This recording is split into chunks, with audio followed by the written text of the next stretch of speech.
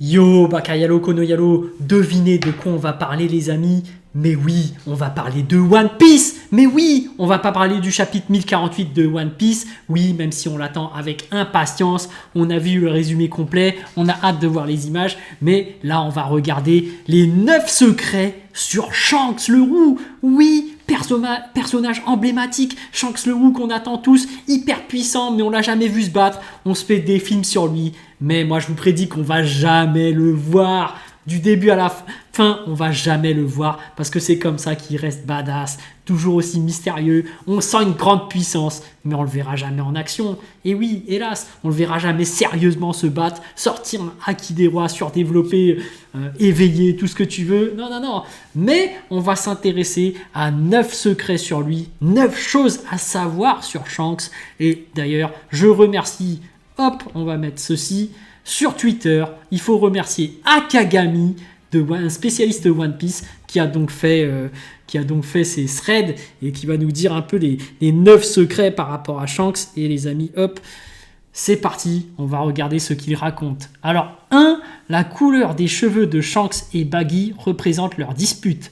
Ils ont les mêmes couleurs qu'un aimant. Le rouge est utilisé pour le pôle sud, soit le côté positif Shanks, et le bleu pour le pôle nord, soit le côté négatif Baggy. Oui, c'est une certaine vision. Je ne sais pas d'où est-ce qu'il puisse ce secret, mais c'est vrai que d'un point de vue visuel, si ça représente les disputes, ouais, après, le rouge des cheveux de Shanks est rouge par rapport au nez de Baggy aussi. On peut regarder ça, alors que ses cheveux sont bleus. Oui, bon, c'est... Bon, allez, premier secret, allez, on valide, on va voir si les deux sont du même calibre, mais pourquoi pas, allez. 2. Dans le 4e sondage de One Piece, Shanks est classé 8e et au 5e sondage, il est classé 14e. Pour vous faire une idée, il est autant apprécié que Usopp ou bien Franky, alors que l'on l'a vu très rarement. Ouais, ok, Shanks est un personnage très apprécié. C'est vrai qu'il est souriant et puis il a l'air tellement badass. C'est un bon négocieur en plus, il se bat pas. Tu sens qu'il est sociable, il est respecté. C'est un grand homme. Très charismatique également, donc voilà. 3. Depuis le début de One Piece, soit depuis 1043 chapitres, Shanks est apparu dans 15 chapitres et mentionné dans plus de 30, et malgré ça, il est l'un des personnages les plus aimés. Et oui. Il fait autant parler de lui, et il y aura même un film qui fait bien penser à lui, One Piece Red. Donc voilà, mais on ne verra que Shanks 10 minutes, a priori, donc voilà. Et il est malin, Oda, il est malin, on le verra jamais se battre, comme je le disais, Shanks. Mais oui, Oda, il sait préserver le mystère et faire patienter tout le monde et faire que tout le monde parle de lui, parle de son personnage, sans jamais dévoiler vraiment qui il est. Donc, sacré Oda, c'est un génie. 4. Selon Barbe Blanche, la rivalité entre Shanks et Mihawk était féroce. Les affrontements entre les deux étaient célèbres dans tout Grand Line. C'est notamment grâce à ces combats que Shanks et Mihawk sont devenus connus. Ok. C'est vrai que les deux ont l'air de bien s'entendre et en même temps ont l'air de s'être affrontés à plusieurs reprises. On sent une certaine rivalité. Donc ok. 5. Oda a déclaré que Shanks est le personnage qui lui ressemble le plus. Sa personnalité est très similaire à la sienne. Il a dit que Shanks est bon et est à son image, calme et cool. Ah, ça c'est cool, hein. Tu vois Oda qui est vraiment un personnage, donc est une personne cool et charmante et sociable, tout comme Shanks. Ok. 6. Dans l'un des récits chapitres de One Piece, il a été informé que Shanks est devenu un Yonko il y a tout juste 6 ans. Soit à 33 ans, les autres Yonko sont beaucoup plus âgés que Shanks.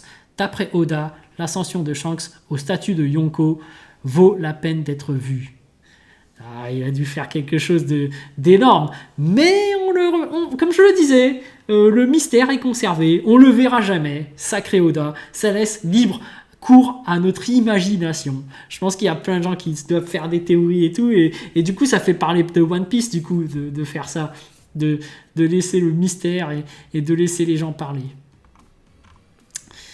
7. Oda a confirmé que Shanks ne possédait aucun fruit du démon. C'est d'ailleurs le seul empereur à ne pas en posséder. Est-ce que tu inclus les empereurs comme Roger? Roger, avant d'être roi des pirates, il était empereur. Et Roger, il n'y a pas de fruit de démon. Mais bon, allez, on va accepter parce qu'on va dire que Roger était tellement puissant qu'il n'est jamais passé par le stade d'empereur. Puis allez, passons. Et puis puisqu'Oda l'a dit, voilà, aucun fruit du démon, Shanks, maîtrise du haki. On sait que c'est le haki qui fait que la puissance dans One Piece. Donc voilà, allez. 8. Oda a déclaré que le roux ne devait pas perdre son bras au début de One Piece, mais l'un de ses assistants a dit que l'histoire n'était pas assez intéressante et Oda a donc décidé de couper le bras de Shanks. Et oui, c'est pour créer de l'émotion, c'est pour créer quelque chose de plus dramatique. Oui, j'ai eu cours de cette histoire et d'ailleurs il l'a fait sans hésiter, ce sacré Oda, parce que de toute façon il savait qu'il allait jamais faire Shanks combattre.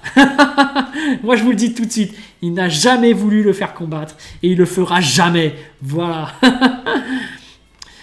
9. D'après Oda, Shanks est le plus proche du titre de roi des pirates dans One Piece. Plus précisément, il a dit que si on définissait le titre de roi des pirates comme la personne la plus libre, alors Shanks en est le plus proche. Ouais.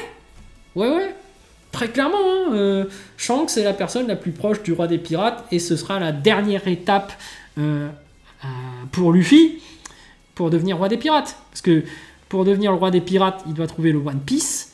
Et surtout, il a fait une promesse, c'est qu'après ça, il va rendre le chapeau de paille à Shanks.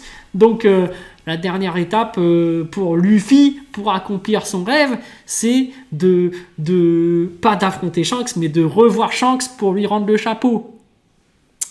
Donc le titre de roi des pirates, finalement, c'est le plus approprié pour Shanks. Parce que on va dire, Shanks a vécu le plus de choses et c'est lui qui, certainement, a déjà trouvé le One Piece. Parce que moi, dans ma théorie, le One Piece, ça ne peut être que le chapeau de paille. Ouais, oui, c'est évident. Parce que représente le chapeau de paille? Le chapeau de paille, c'est, comme je dis, le voyage. C'est le voyage, c'est l'aventure, c'est la liberté de voyager. Et ce symbole est particulier parce que ce chapeau, finalement, cette envie de voyager, d'être libre, c'est ça qui, via ce chapeau, se transfère à la génération suivante et qui se transfère de génération en génération. Et pour moi, c'est ça la fin de One Piece. C'est que Shanks, le début, a donné son chapeau à Luffy. Luffy, à la fin, ira rendre son chapeau à Shanks. Ils seront en train de rigoler sur les terres natales. Et finalement, ils vont voir un autre gamin rêver de voyager, rêver de devenir le roi des pirates. Et puis ce symbole du voyage, de l'aventure, ce chapeau de paille, Luffy, il va le donner au gamin. Il va dire, mais bien, tiens, voilà le chapeau et tu me le rendras une fois que tu seras le roi des pirates. Voilà. Et le cycle continue parce que les gens auront toujours envie de voyager. Les gens auront toujours envie de prendre la mer. Les gens auront toujours envie de vivre des aventures incroyables. Et c'est pour ça que, tu sais, il y a des théories qui disent que les mers vont se regrouper, qu'il y aura des gros changements nanani. Non, pour moi, c'est pas possible. Pour moi, il faut perpétuer ce rêve. Il faut perpétuer le voyage. Il faut perpétuer l'aventure. Tout le monde a envie de voyager. Tout le monde pourra toujours faire le tour du monde. Tout le monde pourra toujours voyager et être libre comme l'ont été Luffy, Shanks et tout ce qu'il y a avant. Roger, Joy Boy et compagnie. Donc, pour moi, c'est ça. Le chapeau de paille, c'est ce symbole. C'est le voyage, c'est l'aventure. Et donc pour moi, le plus proche du titre du roi des pirates, Roger, Shanks et puis prochainement Luffy. Donc voilà, les amis, sur ce, je vous laisse. Très bon thread de la part de Akagami, merci à lui. Et vous, n'hésitez pas à dire ce que vous pensez de Shanks. Pour moi, très clairement, c'est l'objectif final de Luffy. C'est de lui rendre le chapeau de paille.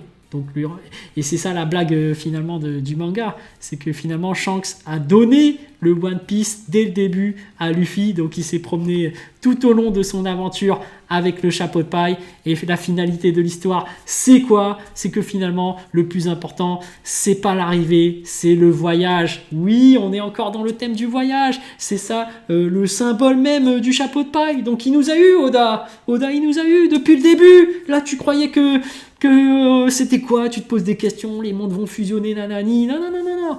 Il est déjà là, le chapeau de paille. Depuis le début, tu l'avais sous ton nez. Oui, sacré Oda. Oui. Bon, allez, sur ce, je vous laisse. A plus, les amis, et merci à Kagami pour ton thread.